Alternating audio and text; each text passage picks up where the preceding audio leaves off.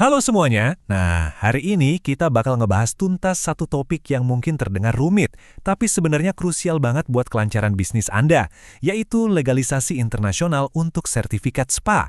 Tujuan kita di sesi kali ini simpel aja, ngebantu Anda paham betul gimana caranya ngebawa dokumen bisnis Anda ke kancah global tanpa harus pusing mentok di tembok birokrasi. Yuk langsung aja kita mulai. Tapi sebelum itu, coba bayangin deh, pernah nggak sih Anda ngalamin mimpi buruk kayak gini? Dokumen bisnis yang udah disiapin susah payah, malah ditolak mentah-mentah waktu dibawa ke luar negeri. Birokrasinya berbelit-belit, waktu kebuang sia-sia, belum lagi kerugian finansialnya. Duh, itu benar-benar bikin frustrasi kan? Anda mungkin pernah ada di posisi itu, atau minimal lagi berusaha keras supaya hal itu nggak kejadian sama bisnis Anda.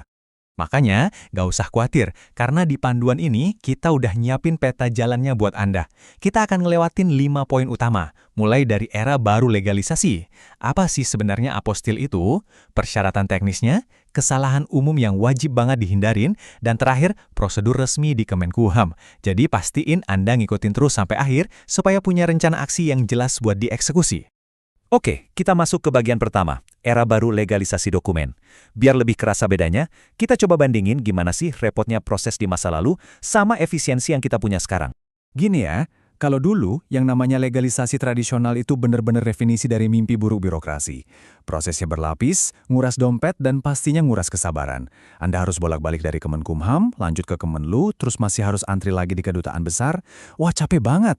Tapi untungnya, sekarang kita udah masuk ke era baru berkat Konvensi Aposil 1961. Ini ibarat jalan tol. Cukup satu langkah, diautorisasi langsung oleh Kemenkumham, dan dokumen Anda seketika sah di lebih dari 120 negara anggota.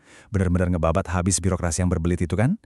Lanjut ke bagian kedua, apa sih sebenarnya apostile SPA itu? Nah, supaya kita nggak salah langkah, mari kita samain dulu persepsinya dari hal yang paling dasar. Secara gampangnya, sertifikat SPA atau surat perjanjian agen ini adalah semacam paspor buat kemitraan bisnis Anda. Ini dokumen krusial yang sifatnya mengikat secara hukum. Isinya ngatur dengan detail siapa ngelakuin apa dalam sebuah hubungan kerjasama bisnis. Nah, ketika bisnis Anda mulai ekspansi ke pasar global, dokumen inilah yang bakal sering banget dimintain sama otoritas atau calon mitra Anda di luar negeri sebagai bukti validitas. Terus, di mana peran apostil? Nah, ini yang menarik. Apostil ini fungsinya benar-benar kayak tiket VIP buat sertifikat SPA Anda. Secara harfiah, apostil adalah sertifikat pengesahan resmi yang ditempel langsung ke dokumen publik Anda. Ini jadi bukti mutlak kalau dokumen Anda itu 100% autentik, bukan abal-abal.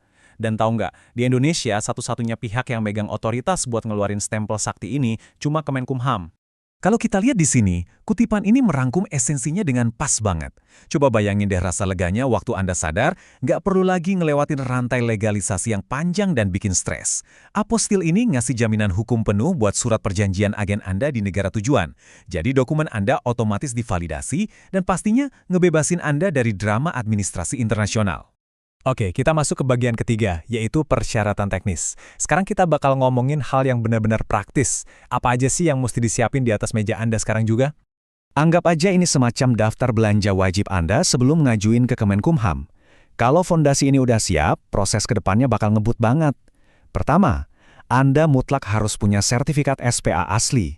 Tapi kalau misalnya yang asli lagi nggak ada di tangan, salinan resmi yang udah dilegalisir juga bisa dipakai kok.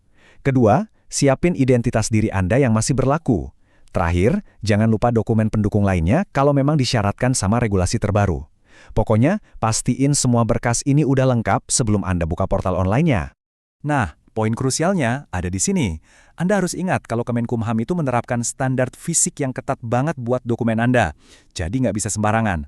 Wajib ada tanda tangan pejabat yang sah, dan wajib ada stempel atau cap basah dari instansi. Terus tolong perhatiin baik-baik, fisik dokumen harus benar-benar dalam kondisi prima. Nggak boleh ada yang sobek, dicoret-coret atau diubah sepihak. Kenapa? Karena dokumen yang cacat fisik udah pasti bakal langsung ditolak tanpa kompromi. Masuk ke bagian keempat, kesalahan umum yang harus dihindari. Jujur aja, nggak ada yang lebih bikin kesal daripada dokumen ditolak gara-gara hal sepele kan? Mari kita lihat jebakan-jebakan apa aja yang sering kejadian. Sayangnya, banyak banget pemohon yang kepleset di hal-hal basic. Kesalahan pertama yang paling sering muncul itu ketidaksesuaian data. Cara ngehindarinya simpel banget. Cek silang setiap huruf dan angka yang Anda ketik di sistem online sama dokumen aslinya. Jangan sampai typo. Kesalahan kedua, tanda tangan dianggap nggak sah. Jadi pastiin dulu Anda verifikasi siapa pejabat berwenang yang tanda tangan di situ sebelum disubmit. Dan yang ketiga, pakai salinan biasa hasil fotokopi. Ingat ya, Kemenkumham cuma nerima dokumen asli atau salinan yang udah disahkan secara hukum. Hindari 3 jebakan ini, dan Anda dijamin lolos dari drama penolakan. Dan akhirnya kita sampai di bagian kelima. Prosedur resmi Kemenkumham. Persyaratannya udah siap semua? Bagus. Sekarang waktunya kita bahas gimana persisnya alur kerja dari proses ini. Percaya atau enggak, ngurus apostil itu sebenarnya cuma butuh 3 langkah sistematis yang gampang banget. Langkah pertama, semuanya dimulai dari layar laptop Anda. Anda tinggal masukin data dengan teliti lewat pengajuan online di portal sistem Kemenkumham. Langkah kedua, verifikasi. Di tahap ini, petugas bakal kerja di belakang layar, ngecek keaslian setiap tanda tangan dan stempel di dokumen SPA Anda. Nah, kalau semuanya dapat lampu hijau, kita masuk ke langkah ketiga, yaitu penerbitan. Sertifikat apostil resmi bakal dicetak dan ditempel langsung ke dokumen Anda. Udah sesimpel itu. Buat Anda yang mungkin overthinking soal waktu dan biayanya, tenang aja. Kalau Anda ngurus sendiri, biaya resminya itu benar-benar transparan, tanpa ada biaya siluman. Waktu prosesnya juga lumayan cepat, cuma makan waktu beberapa hari kerja aja. Tapi, kalau misalnya dokumen bisnis Anda lumayan kompleks, atau Anda benar-benar nggak punya waktu luang, pakai jasa agen pendampingan profesional itu sah-sah aja kok. Bahkan sering jadi opsi cerdas buat mempercepat urusan Anda.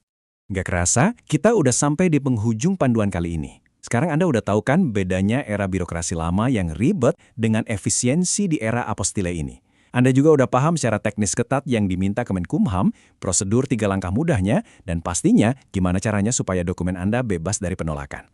Ngurus perizinan internasional tuh nggak semenyeramkan itu lagi kalau Anda tahu aturannya. Jadi pertanyaan saya buat Anda sekarang, apakah dokumen SPA bisnis Anda udah benar-benar siap buat bersaing di panggung global? Yuk, beresin dokumen Anda, ikutin panduan tadi, dan bawa bisnis Anda melangkah maju dengan percaya diri. Terima kasih ya udah belajar bareng saya hari ini, sukses selalu.